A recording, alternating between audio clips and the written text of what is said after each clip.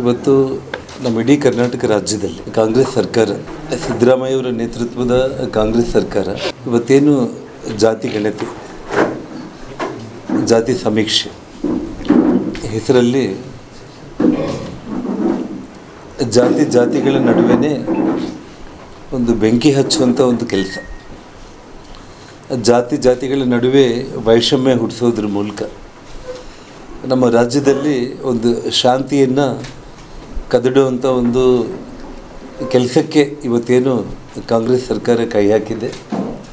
ಅದಕ್ಕೆ ಇಡೀ ಭಾರತೀಯ ಜನತಾ ಪಕ್ಷ ಧಿಕ್ಕಾರವನ್ನು ಹೇಳ್ತಾ, ನಾವೆಲ್ಲರೂ ಕೂಡ ಇವತ್ತು ಏನು ವೇದಿಕೆಗಳ ಮೇಲೆ ಭಾಷಣ ಮಾಡೋದು ಅಥವಾ ನಮ್ಮ ಅನಿಸಿಕೆಗಳನ್ನ ಹೇಳುವಂಥದ್ದು ಅಥವಾ ಹಿರಿಯರ ದಾಸರ ಪದಗಳನ್ನ ನಾವು ತಗೊಂಡೇನು ಮಾತಾಡ್ತೀವಿ ಅದನ್ನು ಅನುಸರಿಸಬೇಕು ಅನ್ನೋಂಥ ಒಂದು ವಿಷಯದಲ್ಲಿ ಹೇಳೋದೊಂದು ಮಾಡೋದಂತ ಏನು ಜನ ಸಾರ್ವಜನಿಕವಾಗಿ ನಾವು ಮಾತಾಡ್ತೀವೋ, ಇವತ್ತೇನು ಅಣ್ಣ ಬಸವಣ್ಣನವರು 12ನೇ ಶತಮಾನದಲ್ಲಿ ಜಾತಿಗಳ ನಡುವೆ ಆ ಒಂದೇನು ಜಗಳ ಮತ್ತು ದ್ವೇಷ ಇದೆಲ್ಲದನ್ನು ಕೂಡ ಹೋಗಲಾಡಿಸಬೇಕು ಅಂತೇಳಿ ಇಡೀ ಮಾನವಕುಲ ಒಂದಾಗಿ ಸಮಾಜದಲ್ಲಿ ಬಾಳಬೇಕು, ಅದರಿಂದ ಮಾತ್ರ ಅಭಿವೃದ್ಧಿ ಸಾಧ್ಯ ಅಂಥೇಳಿ ಅವ್ರ ಕನಸೇನಿತ್ತು.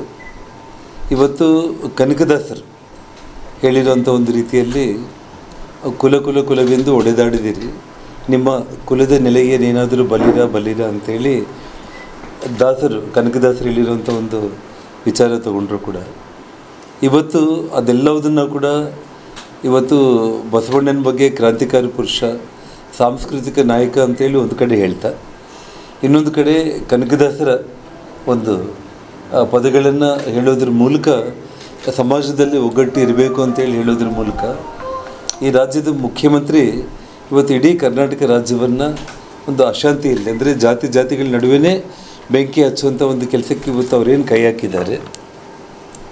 ಇವತ್ತು ತಾವೆಲ್ಲರೂ ಕೂಡ ನೋಡುವಂಥ ರೀತಿಯಲ್ಲಿ ನಮ್ಮ ಹಿಂದೂ ಸಮಾಜವನ್ನು ಒಡೆಯುವಂಥ ಒಂದು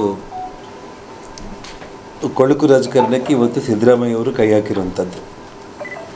ಇವತ್ತು ನಮ್ಮ ಹಿಂದೂ ಜಾತಿಗಳ ನಡುವೆ ಇವತ್ತು ಈ ಕ್ರೈಸ್ತ ಜಾತಿಗಳನ್ನು ತಗೊಂಡು ಬಂದು ಸೇರಿಸ್ಬಿಟ್ಟು ಗೊಂದಲ ನಿರ್ಮಾಣ ಮಾಡೋದ್ರ ಮೂಲಕ ಇವತ್ತೇನು ಲಿಂಗಾಯತ, ಒಕ್ಕಲಿಗ, ಬ್ರಾಹ್ಮಣ, ಕುರುಬ ಈ ಎಲ್ಲ ಸಮಾಜಗಳು ಕೂಡ ಸೇರಿದಂತೆ ತಾವೆಲ್ಲರೂ ಕೂಡ ನೋಡಿದ್ದೀರಾ. ಎಲ್ಲ ಹಿಂದುಳಿದ ಸಮಾಜಗಳ ಪ್ರಮುಖರು, ಮಠಾಧೀಶರು, ಪರಿಶಿಷ್ಟ ಜಾತಿ ಪಂಗಡದ ನಾಯಕರು ಎಲ್ಲರೂ ಕೂಡ ಸ್ವತಃ ಒಂದು ಮಾತಲ್ಲಿ ನಾವು ಹೇಳಬೇಕು ಅಂತಂದರೆ ಕಾಂಗ್ರೆಸ್ ಪಕ್ಷದ ನಾಯಕರುಗಳು ಮತ್ತು ಕಾಂಗ್ರೆಸ್ ಪಕ್ಷದ ಮಂತ್ರಿಗಳೇ ಇದರ ವಿರುದ್ಧ ಧ್ವನಿ ಎತ್ತಿರೋದನ್ನು ತಾವೆಲ್ಲರೂ ಕೂಡ ನೋಡ್ತಾ ಇದ್ದಾರೆ. ಈ ಒಂದು ವಿಚಾರದಲ್ಲಿ ಹಿಂದೂ ಸಮಾಜವನ್ನು ಒಡಿಬೇಕು ಅನ್ನೋಂಥ ಒಂದು ದುಷ್ಟ ರಾಜಕಾರಣದ ಕುತಂತ್ರ ಬಿಟ್ಟರೆ ಇವರಲ್ಲಿ ಯಾವುದೇ ಒಂದು ಒಳ್ಳೆಯ ಉದ್ದೇಶ ಇಲ್ಲ ಅನ್ನೋಂಥದ್ದು ಭಾಳ ಸ್ಪಷ್ಟವಾಗಿ ಕಾಣ್ತಾ ಇರುವಂಥದ್ದು. ಇವತ್ತೇನು ಈ ಸರ್ಕಾರ ಕ್ರೈಸ್ತ ಮಿಷನರಿಗಳ ಒಂದು ಬಲವಂತದ ಮತಾಂತರಕ್ಕೆ ಇವತ್ತು ಒತ್ತು ಕೊಡುವಂಥ ಒಂದು ರೀತಿಯಲ್ಲಿ ಇವತ್ತು ಈ ನಿರ್ಧಾರಗಳನ್ನ ತಗೊಳ್ಳೋಂಥ ಒಂದು ಪ್ರಯತ್ನ ಅವ್ರು ಮಾಡಿದ್ದಾರೆ. ಅಂದರೆ ಕ್ರೈಸ್ತ ಮಿಷನರಿಗಳ ಪ್ರಭಾವ ಅಥವಾ ಒತ್ತಡ ಖಂಡಿತವಾಗ್ಲೂ ಕೂಡ ನಾನು ಈ ಹಿಂದೆ ಕೂಡ ಮೊನ್ನೆ ಕೊಪ್ಪಳದಲ್ಲಿ ಕೂಡ ಹೇಳಿದೆ. ಇವತ್ತು ತಮ್ಮ ಮುಂದೆ ನಾನು ಹೇಳಬೇಕು ಅಂತಂದರೆ ಇವತ್ತು ಸೋನಿಯಾ ಗಾಂಧಿ ಇವತ್ತೊಬ್ಬ ಇಟಲಿ ದೇಶದ ಆ ಮೂಲದ ಒಬ್ಬ ಕ್ರೈಸ್ತ ಮಹಿಳೆಯಾಗಿ ಇವತ್ತು ತಾವು ಪೋಪ್ ಇವತ್ತೇನು ಕಂಪ್ಲೀಟ್ ಒಂದು ಕ್ರೈಸ್ತರ ಒಂದು ಇಡೀ ವಿಶ್ವದಲ್ಲೇ ಒಂದು ಕ್ರೈಸ್ತ ಸಮಾಜವನ್ನು ನಿರ್ಮಾಣ ಮಾಡಬೇಕನ್ನುವಂಥ ಒಂದು ಹಠ ತೊಡ್ಕೊಂಡಿದ್ದಾರೆ. ಸೊ ಈ ಕ್ರೈಸ್ತ ಮಿಷನರಿಗಳು ಇವತ್ತೇನು ಮತಾಂತರ ಮಾಡೋದಕ್ಕೆ ಪ್ರತಿನಿತ್ಯ ಅವ್ರೇನು ಪ್ರಯತ್ನ ಮಾಡ್ತಾ ಇದ್ದಾರೆ, ಅದಕ್ಕೆ ಒಂದು ಸಹಕಾರಿಯಾಗಿ ಒತ್ತು ಕೊಡುವಂಥ ಒಂದು ರೀತಿಯಲ್ಲಿ ಈ ಒಂದು ಇದಕ್ಕೆ ಅವ್ರು ಕೈ ಹಾಕಿರುವಂಥದ್ದು. ಅಂದರೆ ಇವತ್ತೇನು ಈ ನಮ್ಮ ಶೋಷಿತ ವರ್ಗಗಳ ಅವ್ರಿಗೇನು ಮೀಸಲಾತಿ ಮೇಲೆ ನೇರ ಪರಿಣಾಮ ಬೀಳುವಂಥ ಒಂದು ಕೆಲಸಕ್ಕೆ ಇವತ್ತು ಸರ್ಕಾರ ಕೈ ಹಾಕಿರುವಂಥದ್ದು. ಪ್ರತಿಯೊಂದರಲ್ಲಿ ಕೂಡ ಕ್ರೈಸ್ತ ಅಂತೇಳಿ ಅವರು ಆ್ಯಡ್ ಮಾಡೋದ್ರ ಮೂಲಕ ಇವತ್ತು ನೋಡಿ ವೈಜ್ಞಾನಿಕವಾಗಿ ಇವತ್ತು ಒಂದು ಸಮರ್ಪಕವಾದ ಒಂದು ಪೂರ್ವ ತಯಾರಿ ಜೊತೆಯಲ್ಲಿ ಇವತ್ತು ಸರ್ಕಾರ ಇಂಥದ್ದೇನಾದರೂ ಒಂದು ಪ್ರಾಮಾಣಿಕವಾಗಿ ಮಾಡಿದರೆ ಅದನ್ನು ಭಾರತೀಯ ಜನತಾ ಪಕ್ಷ ಆದರೂ ಕೂಡ ಸ್ವಾಗತ ಮಾಡ್ಬೋದಾಗಿತ್ತು. ಆದರೆ ಒಂದು ಕೆಟ್ಟ ಉದ್ದೇಶದಿಂದನೇ ಇವತ್ತು ಒಂದು ದುಷ್ಟ ರಾಜಕಾರಣ ಮಾಡೋದಕ್ಕೆ ಅಂತೇಳಿ ಜಾತಿಗಳ ನಡುವೆ ಇವತ್ತೇನು ಒಂದು ಸಾಮಾಜಿಕ ನ್ಯಾಯವನ್ನು ಬಲಪಡಿಸೋದ್ರ ಬದಲು ಇವತ್ತು ಸಾಮಾಜಿಕ ನ್ಯಾಯಕ್ಕೆ ಒಂದು ಬೆಂಕಿ ಹಚ್ಚುವಂಥ ಒಂದು ಕೆಲಸಕ್ಕೆ ಇವತ್ತೇನು ಸರ್ಕಾರ ಕೈ ಹಾಕಿರುವಂಥದ್ದು ಅತಿ ಪ್ರಮುಖವಾಗಿರುವಂಥ ಒಂದು ವಿಷಯ. ತಮಗೊತ್ತು ಇವತ್ತು ಸರ್ಕಾರ ಸಮೀಕ್ಷೆಗೆ ಸಂಬಂಧಪಟ್ಟು 1400 ಜಾತಿಗಳ ಪಟ್ಟಿಯನ್ನು ಮಾಧ್ಯಮದ ಮೂಲಕ ಮೊನ್ನೆ ಪ್ರಕಟ ಮಾಡಿದರು. ಈ ಪಟ್ಟಿಯಲ್ಲಿ ಅನಧಿಕೃತವಾಗಿ ಕ್ರೈಸ್ತ ಜಾತಿಗಳನ್ನು ಕೂಡ ಸೇರಿಸಿದರು.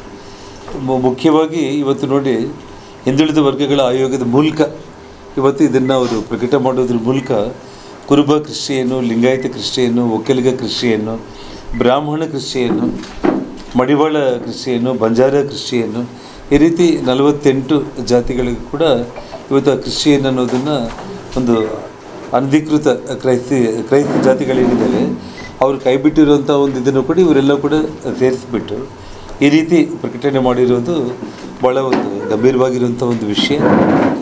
ನಾಳೆ ಏನು 22ಕ್ಕೆ ಅಂದರೆ ನಾಳೆನೇ ಅದನ್ನು ಹೇಳ್ತೀನಿ ನಾನು, ಇವಾಗ ಅಲ್ಲೂ ಬರ್ತೀನಿ, ಆ ಪಾಯಿಂಟಿಗೆ ಬರ್ತೀನಿ ನಾನು.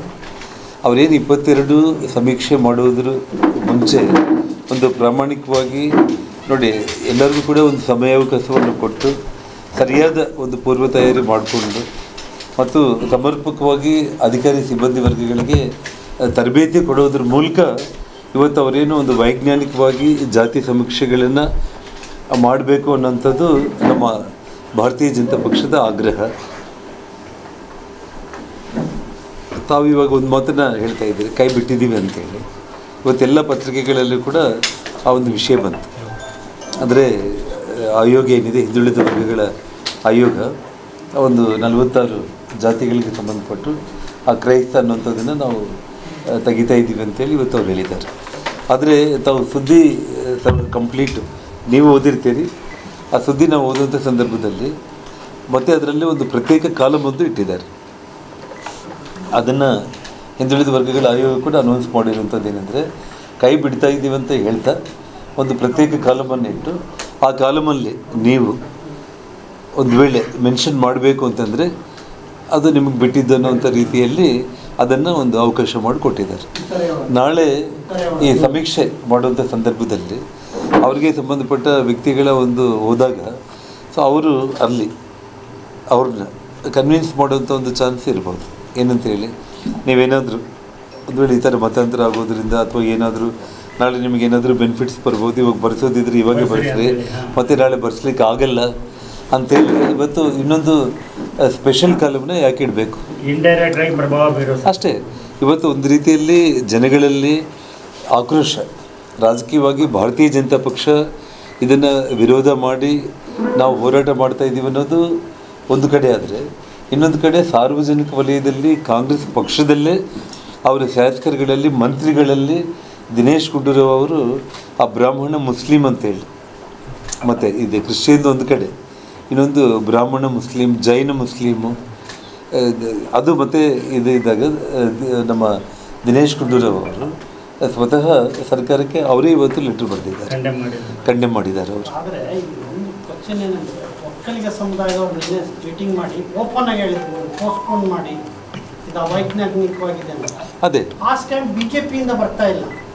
ಇವತ್ತು ಭಾರತೀಯ ಜನತಾ ಪಕ್ಷ ಕೂಡ ಇವತ್ತು ನಾನು ಹೇಳ್ತಾ ಇರೋದು, ಕ್ರಿಶ್ಚಿಯನಿಸಮ್ಗೆ ಪ್ರಾಮಿನೆನ್ಸ್ ಸಿಗ್ತಾ ಇದೆ, ಅದರ್ ದೆನ್ ಮುಸ್ಲಿಮ್ಗೆ ಎಂಬುದು, ಅದರ್ ದೆನ್ ಹಿಂದೂ ಅನ್ನೋದನ್ನು ನೀವು ಹೇಳ್ತಾ ಇದ್ದೀರಿ. ಬಿಜೆಪಿ ನೋಡ್ರಿ, ಹಿಂದೂ ಸಮಾಜವನ್ನು ಅಲ್ಲೆಲ್ಲ ಸ್ಪಷ್ಟವಾಗಿ ಹೇಳ್ತಾ ಇದ್ದೀನಿ ಬ್ರದರ್. ನಾನು ಹಿಂದೂ ಸಮಾಜವನ್ನು ಒಡೆಯೋದಕ್ಕೆ ಅಂತೇಳಿ ನೇರವಾಗಿ ಇವತ್ತು ನಮ್ಮ ಎಲ್ಲ ಜಾತಿ ಜನಾಂಗಗಳ ಜೊತೆಯಲ್ಲಿ ಕ್ರೈಸ್ತ ಅನ್ನೋಂಥ ಒಂದು ಪದ ಸೇರಿಸೋದ್ರ ಮೂಲಕ ಇವತ್ತೇನು ಕ್ರಿಶ್ಚಿಯನ್ ಮಿಷನರೀಸ್ ಇದ್ದಾರೆ ಅವ್ರು ಮತಾಂತರ ಮಾಡೋದಕ್ಕೆ ಪ್ರೋತ್ಸಾಹ ಕೊಡುವಂಥ ಕೆಲಸಕ್ಕೆ ಸರ್ಕಾರ ನೇರವಾಗಿ ಅವ್ರು ಕೈ ಹಾಕಿದ್ದಾರೆ ಅನ್ನೋದೇ ನಾವು ಹೇಳ್ತಾ ಇರುವಂಥದ್ದು. ಇದೇನು ಇಂಡೈರೆಕ್ಟಾಗಿ ಹೇಳ್ತಾ ಇರೋದೇನು ಅಲ್ಲ.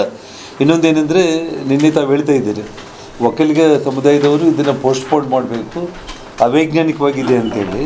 ಇವಾಗ ನಾನು ಹೇಳ್ತಾ ಇರೋದೇನೆಂದರೆ, ಭಾರತೀಯ ಜನತಾ ಪಕ್ಷ ಇವತ್ತು ನಾನು ಹೇಳ್ತಾ ಇದ್ದೀನಿ ಅಂತಂದರೆ, ಪಕ್ಷದ ವತಿಯಿಂದ ಇವತ್ತು ಇಡೀ ಕರ್ನಾಟಕದಲ್ಲಿ ರಾಜ್ಯಾದ್ಯಂತ ಭಾರತೀಯ ಜನತಾ ಪಕ್ಷ ಆಗ್ರಹ ಮಾಡ್ತಾ ಇರೋದು ಏನು ಅಂತಂದರೆ, ಕರೆಕ್ಟ್ ನೀವು ಹೇಳ್ತಾ ಇದ್ರಿ ಕರೆಕ್ಟ್. ನಿಮ್ಮ ವಿರೋಧ ಪಕ್ಷದ ನಾಯಕರು, ಎರಡೂ ಸದನ ವಿರೋಧ ಪಕ್ಷದ ನಾಯಕರಾಗಲಿ, ಪಕ್ಷದ ಅಧ್ಯಕ್ಷರಾಗಲಿ ಇದನ್ನು ಸ್ಟೇಟ್ಮೆಂಟ್ ಕ್ಲಾರಿಟಿ ಕೊಡ್ತಾ ಇಲ್ಲ. ಅದಕ್ಕೆ ನಾನು ಹೇಳ್ತಾ ಇರೋದೇನಂತ, ನಾನು ಲಾಸ್ಟ್ ಪದ ಹೇಳಿದ್ದು ತಮಗೆ ಒಂದು ವೈಜ್ಞಾನಿಕವಾಗಿ ಒಂದು ಪರ್ಫೆಕ್ಟ್ ಒಂದು ಪೂರ್ವ ತಯಾರಿ ಮಾಡ್ಕೊಂಡ್ಬಿಟ್ಟು ಸಾರ್ವಜನಿಕವಾಗಿ ಎಲ್ಲ ಪಕ್ಷಗಳ ನಾಯಕರುಗಳನ್ನ ಕೂಡ ಕರೆದು ಅವ್ರೇನು ಪ್ರಿಪೇರ್ ಮಾಡ್ಕೊಂಡಿದ್ದಾರೆ ಅದನ್ನು ಸ್ಪಷ್ಟವಾಗಿ ಎಲ್ಲ ಜಾತಿ ಪ್ರಮುಖ ನಾಯಕರುಗಳನ್ನು ಎಲ್ಲ ಪಕ್ಷದ ನಾಯಕರುಗಳನ್ನು ಕರೆದು ಒಂದು ಪೂರ್ವ ತಯಾರಿ ಮಾಡಿಕೊಂಡು ವೈಜ್ಞಾನಿಕವಾಗಿ ಮಾಡೋದಕ್ಕೆ ಇದನ್ನು ನೀವು ಮುಂದಕ್ಕೆ ನೀವು ನಾಳೆಯಿಂದ ಒಂದು ತಿಂಗಳಿಗೆ ಮುಂದೆ ಹಾಕ್ಕೊಂತೀರಾ, ಯಾವಾಗ ಮುಂದಕ್ಕೆ ಹಾಕ್ಕೊಂತೀರಾ ಹಾಕ್ಕೊಳ್ಳಿ.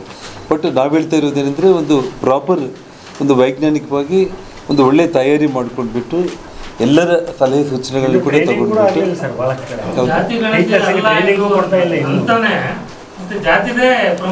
ಅದೇ ನಾನು ಹೇಳ್ತಾ ಇರೋದು. ಬಳ್ಳಾರಿಯ ನಿರಂತರ ಸುದ್ದಿಗಾಗಿ ಬಳ್ಳಾರಿ ಬೆಳಗಾಯಿತು ಚಾನೆಲ್ನ ಸಬ್ಸ್ಕ್ರೈಬ್ ಮಾಡಿ ಹಾಗೂ ಬೆಲ್ ಐಕಾನ್ ಒತ್ತಿ.